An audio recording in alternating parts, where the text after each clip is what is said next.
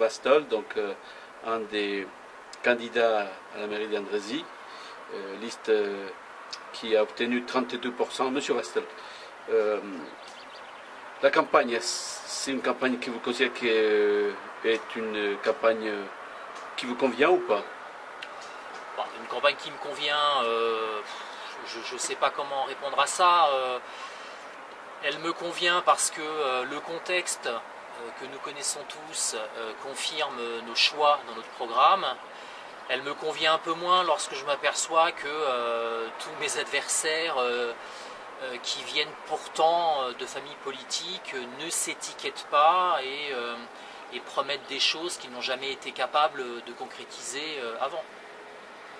Deuxième question, votre candidature, c'est une candidature de rupture ou de renouvellement? Alors, je dirais plutôt de renouvellement. Voilà, on n'est pas dans la logique de demain, si on est en mairie, on va tout arrêter et on va tout casser. On est conscient que on va avoir un passé à gérer, des décisions qui sont prises.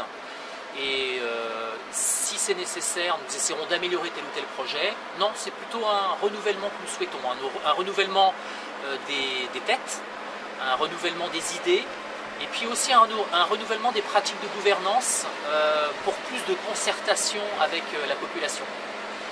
Troisième question, quid de l'intercommunalité? Vous, si vous êtes élu à la tête de la mairie d'Andrézy, vous allez travailler parmi les 73 maires qui ont une intercommunalité que vous connaissez bien, d'ailleurs vous l'avez décrié maintes fois.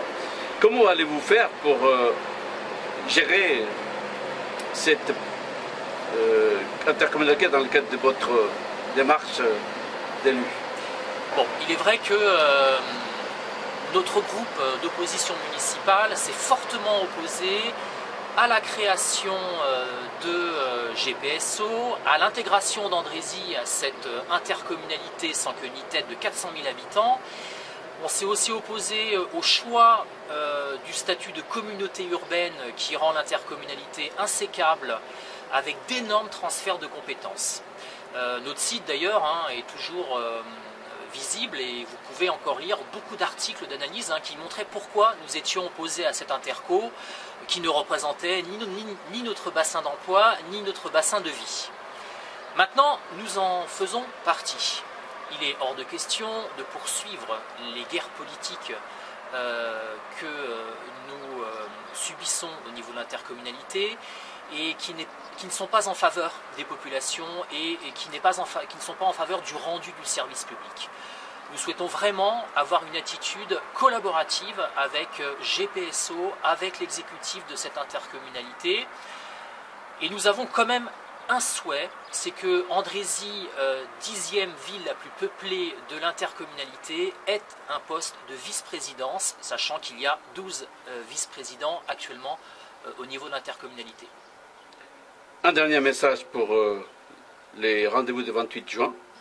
Le dernier message, c'est que plus de 30% des Andrésiens nous ont fait confiance au premier tour. Nous sommes sortis de ce premier tour largement premiers et j'aurais envie de leur dire qu'ils ont fait le bon choix. Ils ont fait le bon choix pour une ville à vivre et pour une ville durable que nous souhaitons enfin mettre en place en totale concertation avec la population. Merci. Merci.